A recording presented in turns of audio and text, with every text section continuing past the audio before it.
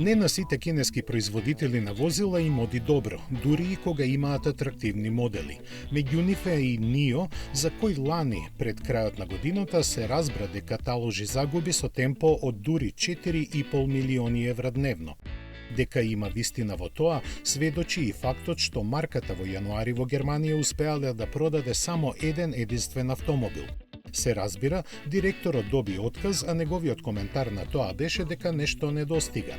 Причината за слабиот продор аналитичарите на пазарот ја гледаат во нецелосната дефинираност на понудата која е половина скалило под премиум сегментот, но цените не се такви. Купувачите пак дека немаат доволна поспродажна поддршка. Затоа и нивниот број драстично се намалува. Проблемите со кои се справува при инвазијата на Европа, компанијата реши да го надмине со промена на продажниот модел.